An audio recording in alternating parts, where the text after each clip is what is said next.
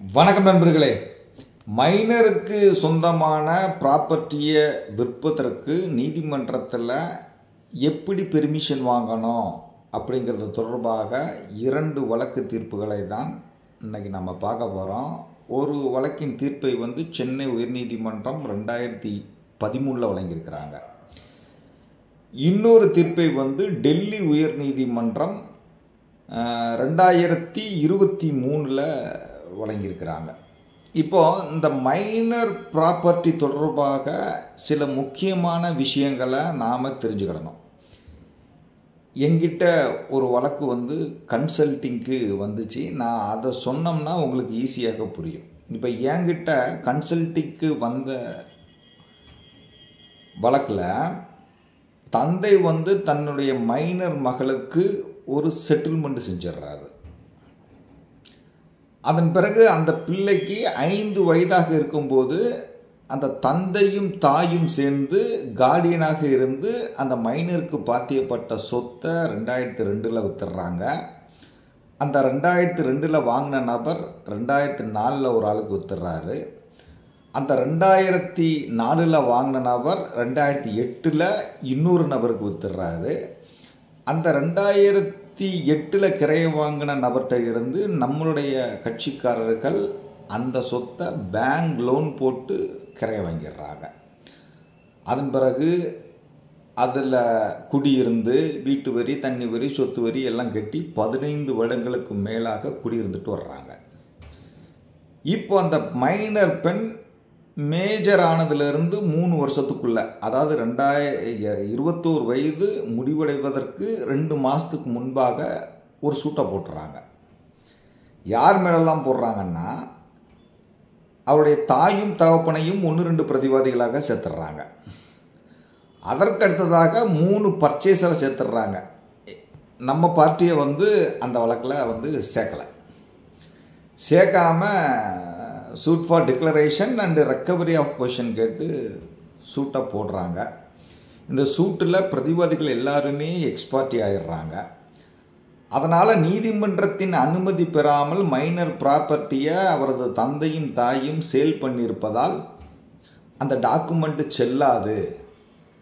அதற்கு அடுத்தடுத்து போட்ட டாக்குமெண்ட்டுகளும் செல்லாதுன்னு சொல்லி தீர்ப்பளிச்சிடுறாங்க. இப்போ அந்த மைனர் கேர்ள் வழக்கு போட்டாங்க பார்த்தீங்களா, அவங்க இப்போ ஒரு டெலிவரிக்கு இபி பிட்டிஷன் போட்டிருக்காங்க. இந்த சூழ்நிலை தான் நம்ம கட்சிக்காரர்களுக்கு இப்படி ஒரு வழக்கு நடந்திருக்கு. அந்த வழக்கில் நம்மளை சேர்க்காமலே ஒரு டிகிரி வாங்கியிருக்கிறாங்க. அதை வச்சு எக்ஸிக்யூஷன் பிட்டிஷனும் போட்டிருக்காங்கன்னு தெரிய வருது. இது தொடர்பாக நான் நிறைய முன் தீர்ப்புகளை பார்த்துக்கிட்டு இருந்தேன். அப்படி பார்த்துக்கிட்டு இருக்கும்போது கிடைச்ச தீர்ப்பு தான் இந்த 2 தீர்ப்பும். இப்போது இந்துவை பொறுத்த வரைக்கும் உங்களுக்கு Hindu minority and guardianship act அப்படின்னு ஒரு ஆக்ட் இருக்குது. அந்த ஆக்டில் நேச்சுரல் கார்டியன்னா யார் அப்படின்னு ஒரு தெளிவான விளக்கத்தை அவங்க ஸ்பெசிஃபிக்காக கொடுத்துட்டாங்க. தந்தை செயல்பட முடியாத நிலையில் இருந்தாலோ அல்லது தந்தை இறந்து விட்டாலோ அதுக்கப்புறம் தாய் அப்படின்னு சொல்லிட்டாங்க. அதே நேரத்தில் இந்து மைனாரிட்டி அண்ட் கார்டியன்ஷிப் ஆக்டில் செக்ஷன் 8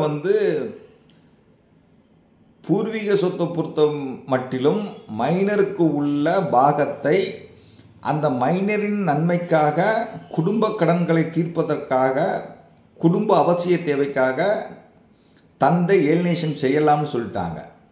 அதே நேரத்தில் செக்ஷன் 8 சப்க்ளாஸ் 2 மைனருக்கு பாத்தியப்பட்ட இண்டிவிஜுவல் ப்ராப்பர்ட்டியை பொறுத்த வரைக்கும் நீதிமன்றத்தின் அனுமதி பெற வேண்டும் சொல்லிட்டாங்க. இது சம்பந்தமாக நிறைய முன் தீர்ப்புகள் இருக்குது. நம்ம சேனல்லே நிறைய தீர்ப்புகளை போட்டிருக்கோம்.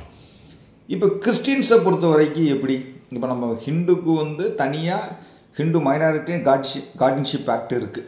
மைனருக்கு பாத்தியப்பட்ட சொத்துக்களை கையாள்வதற்கு தனியாக ஒரு சட்டம் இருக்குது. ஆனால் கிறிஸ்தவர்களுக்கு அப்படி சட்டம் இல்லை. இப்போது கிறிஸ்தவத்தில் இப்படி ஒரு பிரச்சனை. கிறிஸ்துவ மைனருக்கு பாத்தியப்பட்ட சொத்தை தந்தை நீதிமன்றத்தின் அனுமதி பெறாமல் விற்றுவிட்டார். இப்போது அந்த கிறிஸ்டியன் மைனர் மேஜர் ஆகிட்டாங்க. இப்போ தந்தை செய்த ஏலினேஷனை பொறுத்த வரைக்கும் அவங்க ஒரு வழக்கு போடணும் அப்படின்னா அவங்க எந்த சட்டத்தை ஃபாலோ பண்ணுவாங்க அப்படின்னா அதுக்கு ஒரு ஆக்ட் இருக்குது. இந்த கார்டியன் அண்ட் வாட்ஸ் ஆக்டு 1890 அப்படின்னு ஒரு ஆக்ட் இருக்குது. இந்த ஆக்ட் வந்து ஹிந்து, கிறிஸ்டியன், முஸ்லீம் எல்லோருக்கும் பொருந்தும். ஹிந்துவை பொறுத்த வரைக்கும் அந்த ஹிந்து மைனாரிட்டி அண்ட் கார்டியன்ஷிப் ஆக்டில் உள்ள விஷயங்களை எடுத்து சொல்லி இந்த கார்டியன் என்ற வாட்ஸ் ஆக்டில் உள்ள ப்ரொசீஜரை பயன்படுத்தி மனுக்களை தாக்கல் செய்வாங்க. அப்போ கிறிஸ்டினை பொறுத்த வரைக்கும் அவங்களுக்கு தனி ஆக்ட் இல்லாததுனால டைரக்டியாக என்ன செய்வாங்க, அந்த கார்டியன் வாட்ஸ் ஆக்டுக்கு கீழே மனு தாக்கல் செய்வாங்க. இந்த கார்டியன் அண்ட் வாட்ஸ் ஆக்டில் 3 வகையான கார்டியனை பற்றி சொல்லியிருக்கிறாங்க. ஃபஸ்ட்டு நேச்சுரல் கார்டியன், 2வது கோர்ட்டு கார்டியன், 3வது டெஸ்டிமெண்ட்ரி கார்டியன் அப்படின்னு 3 விஷயத்த சொல்லியிருக்கிறாங்க. ஆனால் குறிப்பாக இந்த சட்டத்தில் நேச்சுரல் கார்டியன் யார் அப்படிங்கிறதுக்கு விளக்கம் இல்லை. ஆனால் கார்டியன்னா யார் அப்படிங்கிறதுக்கு விளக்கம் இருக்குது. இப்போ ஹிந்து மைனாரிட்டி அண்ட் கார்டியன்ஷிப் ஆக்டில் நேச்சுரல் கார்டியனுக்கு ஸ்பெசிஃபிக்காக விளக்கம் இருக்குது. ஆனால் அந்த கார்டியன் அண்ட் வாட்ஸ் ஆக்டில் நேச்சுரல் கார்டியனுக்கு விளக்கம் இல்லை, ஆனால் கார்டியனுக்கு விளக்கம் இருக்குது. அந்த கார்டியனுக்கு உண்டான விளக்கத்தில் என்ன சொல்லிடுறாங்க, மைனரையும் மைனர் ப்ராப்பர்ட்டியும் பாதுகாப்பவர் கார்டியன் சொல்லிட்டாங்க. அப்போது இந்த விளக்கத்துலேருந்து நமக்கு என்ன புரியுதுன்னா, கிறிஸ்டின்களை பொறுத்த வரைக்கும் தாய் அல்ல தந்தை தான் ஒரு மைனருக்கு கார்டியனாக இருக்க வேண்டும் அப்படிங்கிறது கட்டாயம் இல்லை. யாருனாலும் இருக்கலாம், அண்ணன் இருக்கலாம், அக்கா இருக்கலாம், மாமா இருக்கலாம், மச்சான் இருக்கலாம், யாராக இருந்தாலும் அந்த குழந்தையை பாதுகாப்பவர் கார்டியனாக கருதப்படுகிறார். ஆனால் ஹிந்துவை பொறுத்த வரைக்கும் அப்படி இல்லை, அப்பா அம்மா தான். அதே நேரத்தில் இந்த கார்டியன் அண்ட் வாட்ஸ் ஆக்டில் வந்து செக்ஷன் 29க்கு கீழே நீங்கள் வந்து சொத்துக்களை விற்பதற்கு நீதிமன்றத்தின் அனுமதியை வாங்கலாம். அதே நேரத்தில் செக்ஷன் 7க்கு கீழே மைனர் குழந்தைக்கு ஒருவரை கார்டியனை நியமிக்க கோரி மனு தாக்கல் செய்யலாம். அதே இந்த கார்டியன் வாட்ஸ் ஆக்ட் செக்ஷன் 27ல் அந்த கார்டியனுக்கான உரிமைகள் என்ன, கடமைகள் என்ன அப்படிங்கிறத வரையறுத்திருக்கிறாங்க. அதாவது கார்டியன் என்ன செய்யணும்னா, தனக்கு ஒரு சொத்து இருந்தால் அந்த சொத்தை எப்படி பாதுகாப்பாரோ அதே மாதிரி மைனருக்குரிய சொத்தையும் கார்டியன் வந்து பாதுகாக்கணும் அப்படின்னு சொல்கிறாங்க. இப்போ ஹிந்து மைனாரிட்டி கார்டியன்ஷிப் ஆக்டில் என்ன சொல்லிட்டாங்க, குழந்தையின் நன்மைக்காக, குடும்ப அவசிய தேவைக்காக, குடும்ப கடன்களை தீர்ப்பதற்காக மைனருக்கு பாத்தியப்பட்ட சொத்தை நீதிமன்றத்தின் அனுமதி பெறாமல் தந்தை எலினேஷன் செய்யலாம், அது செல்லும்னு தீர்ப்புகள் இருக்குது. இப்போ கிறிஸ்டினுக்கு தனியாக ஆக்ட் இல்லை. அப்படியானால் ஒரு கிறிஸ்துவ மைனருக்கு பாத்தியப்பட்ட சொத்தை தந்தையோ தாயோ ஏலினேஷன் பண்ணணும்னா நீதிமன்றத்தின் அனுமதி பெற வேண்டுமா? செக்ஷன் 29ல் என்ன சொல்கிறாங்கன்னா, கோர்ட் கார்டியனை பற்றி தான் சொல்கிறாங்க, நேச்சுரல் கார்டியனை பற்றி சொல்லலை. அப்போ செக்ஷன் 29 வந்து கோர்ட் கார்டியனுக்கு மட்டும்தான் பொருந்தும். அப்போ அந்த ஆக்டை ஓரளவு நம்ம படித்ததுலேருந்து நமக்கு என்ன தெரியுதுன்னா, கிறிஸ்தவர்களை பொறுத்த வரைக்கும் மைனர் ப்ராப்பர்ட்டியை விற்க வேண்டும் என்றால் நேச்சுரல் கார்டியனான தந்தையோ தாயோ நீதிமன்றத்தின் அனுமதியை பெற வேண்டியதில்லை, கோர்ட்டு கார்டியன் மட்டும்தான் அத்தகைய அனுமதியை பெற வேண்டும் அப்படின்னு எனக்கு தெரியுது. இது தவறாக கூட இருக்கலாம். வீடியோ பார்க்குறவங்க வந்து கமெண்ட் பண்ணுங்கள், பார்த்துக்குவோம். இன்றைக்கி நாம் பார்க்க போகிற தீர்ப்பில் என்ன விஷயத்தை டிஸ்கஸ் பண்ணியிருக்காங்கன்னா, மைனருக்கு பாத்தியப்பட்ட சொத்தை விற்பதற்கு நீதிமன்றத்தின் அனுமதியை எப்படி பெற வேண்டும், அதற்கு அடிப்படையாக என்னென்ன காரணங்கள் இருக்கணும் அப்படிங்கிறத பற்றி தான் பார்க்க போகிறோம். நீங்கள் ஹிந்துவாக இருந்தால் Hindu minority and guardianship act section 8(1) subclass 2க்கு கீழே நீங்கள் வந்து என்ன செஞ்சிருவீங்க, பெட்டிஷனை போட்டு பெர்மிஷன் வாங்கிடுவீங்க. கிறிஸ்தவராக இருந்தால் Guardian and watts act section 7 மற்றும் 29க்கு கீழே நீங்கள் ஒரு பெட்டிஷனை போட்டு மைனருக்கு பாத்தியப்பட்ட சொத்தை விற்கணும், எனக்கு பெர்மிஷன் வேணும், அதற்கான காரணங்கள் என்னென்ன அப்படின்னு சொல்லி நீங்கள் விவரித்து மனுவை தாக்கல் பண்ணணும். இப்போ நாம் வழக்கில் மைனருக்கு பாத்தியப்பட்ட சொத்தை விற்பதற்கு நீதிமன்றத்தில் பெர்மிஷன் கேட்குறாங்க. பெட்டிஷனர் வந்து என்ன ரீசன் சொல்கிறாங்க, கோர்ட்டு அதை அக்செப்ட் பண்ணிக்கிட்டாங்களா அப்படிங்கிறத நாம் பார்ப்போம். இந்த வழக்கில் கண்ட பெட்டிஷனர் பேர் வந்து ஜோஹன் கிருபாகர். இவர் வந்து ஒரு மைனர். இவருடைய தாயார் பெயர் வந்து ரோஸ்லின் கிரேஸ் லதா. இந்த ரோஸ்லின் கிரேஸ் லதா தான் மைனருக்காக நீதிமன்றத்தில் ஒரு மனுவை தாக்கல் செய்கிறாங்க. எந்த சட்டத்துக்கு கீழே தாக்கல் செய்கிறாங்கன்னா, Guardian and watts act section 3, section 7, section 10 மற்றும் செக்ஷன் 29க்கு கீழே தாக்கல் பண்ணுறாங்க. ஏன்னா இவங்க கிறிஸ்டியன். இப்போ அந்த அம்மா வந்து தன்னுடைய மனுவில் என்ன சொல்கிறாங்கன்னா, என் கணவர் பெயர் பிரபு. அவருக்கு சென்னை வண்ணாரப்பேட்டையில் ஒரு வீடு சொந்தமாக பாத்தியப்பட்டது. என் கணவர் வந்து என்னையும் இந்த மைனர் ஆண்மகனையும் இன்னொரு பெண் குழந்தையையும் வாரிசாக வைத்துவிட்டு இறந்து போனார். அதனால் இந்த சொத்தில் எனக்கு 3/1 பாகமும் என் குழந்தைகளுக்கு தலா 3/1 பாகமும் பாத்தியப்பட்டிருக்கு. என் கணவர் உயிரோடு இருக்கும்போது கடுமையான இதய நோயினால் பாதிக்கப்பட்டிருந்தார்.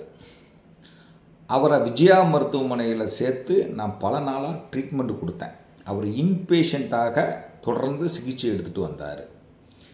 என் கணவரின் மருத்துவ செலவுக்காக நான் பல்வேறு நபர்களிடமும் பணம் கடன் வாங்கி அவருக்கு மருத்துவ செலவு பண்ணினேன். அதே நேரத்தில் என் மகளுக்கும் நான் தான் திருமணம் பண்ணி வச்சேன். என் கணவருடைய மருத்துவ செலவு, என் மகளின் திருமண செலவு, என் மகனின் படிப்பு செலவுக்காக நான் பல்வேறு நபர்களிடம் கடன் வாங்கியிருந்ததுனால அந்த கடன் தொகை வந்து அதிகரிச்சிட்டது. கடன் கொடுத்தவங்க பல்வேறும் எனக்கு பணம் தா அப்படின்னு கேட்டு இங்கே வந்து நச்சரிக்கிறாங்க. அதனால் என்னால் வந்து நிம்மதியாக வாழ முடியலை. இந்த வழக்கு சொத்தில் எனக்கும் என் மகளுக்கும் தலா 3/1 பங்கு இருக்குது. என் மைனர் மகனுக்கும் 3/1 பங்கு இருக்குது. இதனால் இந்த சொத்தை வந்து நான் இப்போ விற்கலான்னு முடிவு பண்ணியிருக்கேன். இந்த சொத்தை வாங்குவதற்கு காமாட்சி அப்படிங்கிறவங்க ரெடியாக இருக்காங்க. அவங்ககிட்ட நான் ஒரு கிரைய ஒப்பந்தமும் போட்டிருக்கேன். மொத்த கிரையத்தொகை வந்து 24 லட்சம் ரூபா. அதில் 8 லட்சம் ரூபா எனக்கு, 8 லட்சம் ரூபா என் மகளுக்கு, 8 லட்சம் ரூபா இந்த மனுதாரருக்கு. நாங்கள் எங்களுக்குரிய பங்கை வந்து நாங்கள் சேல் பண்ணால் தான் நாங்கள் கடனில் இருந்து தப்ப முடியும். அதனால் என் இளவர் மகனுக்கு என்னை கார்டியனாக நியமிக்க வேண்டும். இந்த வழக்கு சொத்தில் என் இளவர் மகனுக்கு கண்ட 3/1 பாகத்தை விற்பனை செய்ய எனக்கு அனுமதி கொடுக்கணும். அதே நேரத்தில் அந்த விற்பனை தொகை ரூபாய் 8 லட்சத்தை தேசியமயமாக்கப்பட்ட வங்கியில் நீதிமன்ற உத்தரவின் பேரில் டெபாசிட் செய்வதற்கும் எனக்கு அனுமதி வேண்டும் அப்படின்னு கேட்டு மனுவை தாக்கல் பண்ணுறாங்க. நீதிமன்றம் வந்து அதுக்கப்புறம் இந்த அம்மாவை பாக்ஸில் ஏற்றுறாங்க. பாக்ஸில் ஏற்றி இந்த அம்மாவுக்குரிய டாக்குமெண்ட்டெல்லாம் மார்க் பண்ணுறாங்க. மார்க் பண்ணதுக்கப்புறம் நீதிமன்றம் வந்து என்ன சொல்கிறாங்கன்னா, இந்த வழக்கு சொத்து மொத்தம் 624 சதுரடி. இதில் 3/1 பங்கு 208 சதுரடி இந்த மைனர் மகனுக்கு பாத்தியப்பட்டது. ஏற்கனவே இந்த மனுதார் வந்து பல்வேறு நபர்களிடம் கடன் வாங்கி எனக்கு கடன் சுமை அதிகரிச்சிட்டுது அப்படின்னு சொல்கிறாங்க. அதனால் அந்த சொத்தை விற்றா நாங்கள் அந்த கடனையே அடைச்சிக்கிடுவோம், நாங்கள் பிரச்சனை இல்லாமல் இருந்துக்கிடுவோம். அதே நேரத்தில் மைனர் மகனுக்கு கிடைக்கக்கூடிய பங்கு தொகைன்னு 8 லட்சம் ரூபாயும் நான் நீதிமன்றத்தில் டெபாசிட் பண்ணிடுறேன், கோர்ட்டு சொல்கிற பேங்க்கில் நான் டெபாசிட் பண்ணிடுறேன் அப்படின்னு சொல்கிறாங்க. இவங்க சொல்கிற எல்லாமே நியாயமாக தான் இருக்குது அப்படின்னு சொல்லி சொத்தை விற்கிறதுக்கு இந்த ரோஸ்லின் லதாவா அவங்களுக்கு நான் அனுமதி கொடுக்குறேன். அதே நேரத்தில் இந்த மைனர் பங்கிற்கு கிடைக்கக்கூடிய 8 லட்சம் ரூபாயை தேசிய மயமாக்கப்பட்ட வங்கியில் டெபாசிட் பண்ணிடணும். இந்த மைனர் மகனுக்கு அவர் தாயாரை வந்து கார்டியனாக நியமிக்கிறேன்னு சொல்லி இந்த மனுவை வந்து அனுமதித்து உயர்நீதிமன்றம் உத்தரவிட்டிருக்காங்க. இப்போது இந்த உத்தரவுலேருந்து நாம் என்ன தெரிஞ்சுக்கிடணும்? இப்போ இந்த பெட்டிஷனர் இருக்காரு பார்த்தீங்களா, யார்? Kirubakar minor, Johann Kirubakar. அவருடைய அம்மா பேர் வந்து ரோஸ்லின் கிரேஸ்லதா. இப்போ இந்த ரோஸ்லின் கிரேஸ்லதா நீதிமன்றத்தை எப்படி வந்து நீதிமன்றத்தை எப்படி கன்வின்ஸ் பண்ணுறாங்க அப்படின்னா, சொத்து என் கணவருக்கு பாத்தியப்பட்ட சொத்து. என் கணவருக்கு நாங்கள் 3 பேர் வாரிசு. நாங்கள் 2 பேர் மேஜர், ஒருத்தர் வந்து மைனர். என் கணவருடைய மருத்துவ செலவுக்காக நான் பல்வேறு நபர்கிட்ட கடன் வாங்கியிருக்கேன். என் மகளை கல்யாணம் பண்ணி கொடுத்துருக்கேன், அதுக்காகவும் பல்வேறு நபர்கிட்ட கடன் வாங்கியிருக்கேன். என் மகனுக்கு சிறந்த கல்வியை கொடுக்கணும், அதற்காகவும் கடன் வாங்கியிருக்கேன். இப்போ கடன்காரங்க என்ன நெருக்கடி கொடுக்குறாங்க.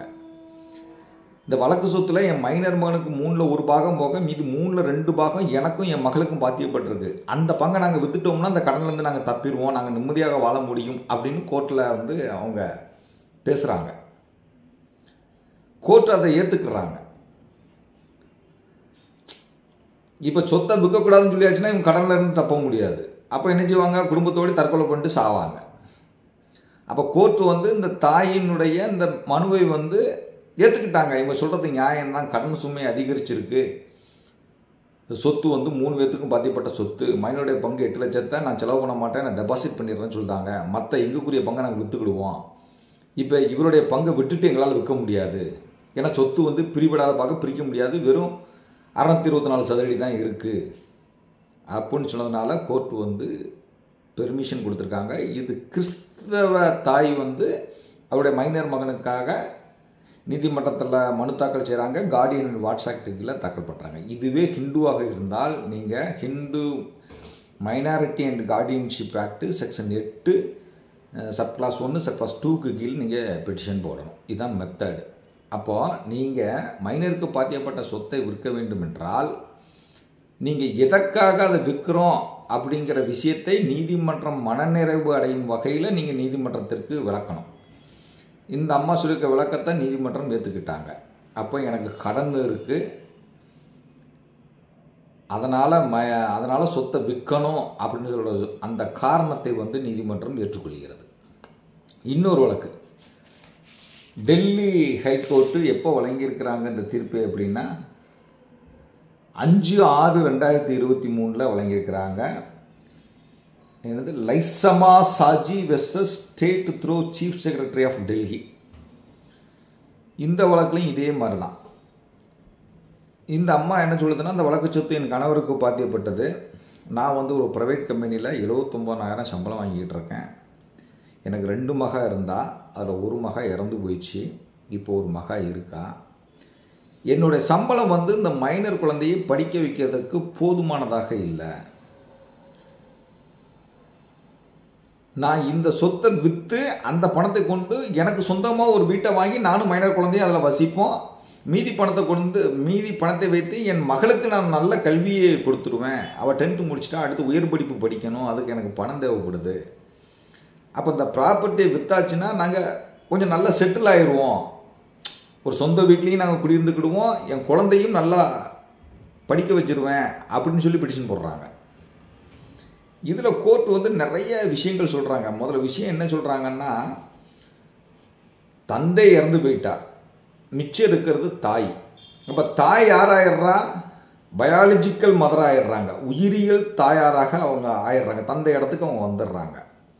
அப்போ எந்த ஒரு தாயும் அவருடைய மைனர் மகளுடைய நன்மையில் அதிக அக்கறை உடையவளாக இருப்பாருங்கிற ஒரு அனுமானம், ஒரு பிரசம்ஷன் இருக்கும். நிச்சயமாக மைனர் குழந்தை நலனுக்கு எதிராக தாய் எப்போதும் செயல்பட மாட்டார், அதனால் மைனர் குழந்தை நன்மைக்காக தான் தாய் செயல்படுவார் அப்படின்னு அனுமானிக்கலான்னு சொல்லி இந்த வழக்கில் வந்து சொத்தை விற்கிறதுக்கு கோர்ட் வந்து பெர்மிஷன் கொடுத்துருக்குறாங்க. இந்த 2 வழக்கு தீர்ப்பையும் நான் டிஸ்கிரிப்ஷன் பாக்ஸில் கொடுக்குறேன். மைனருக்கு பாத்தியப்பட்ட ப்ராப்பர்ட்டியாக இருந்து நீங்கள் அதை விற்க வேண்டிய ஒரு சூழ்நிலை ஏற்பட்டது என்றால் நீங்கள் நீதிமன்றத்தில் மனு தாக்கல் செய்யலாம். ஹிந்துவாக இருந்தால் ஹிந்து மைனாரிட்டி அண்ட் கார்டியன்ஷிப் ஆக்டில் பெட்டிஷன் போடணும், கிறிஸ்தவராக இருந்தால் கார்டியன் அண்ட் வாட்ஸ்ஆக்டு கீழே பெட்டிஷன் போடணும். அப்படி பெட்டிஷன்களை போடும்போது 2 தீர்ப்புகளையும் நீங்கள் சுட்டி காட்டி நீங்கள் வந்து ஜட்ஜிக்கிட்ட சொன்னீங்க அப்படின்னா கண்டிப்பாக உங்களுக்கு விற்பதற்கு அனுமதி கொடுத்துருவாங்க. அதற்கு இந்த 2 தீர்ப்புகளும் கட்டாயமாக நமக்கு பயன்படும். படித்து பாருங்கள், இது ரொம்ப யூஸ்ஃபுல்லாக இருக்கும். நன்றி.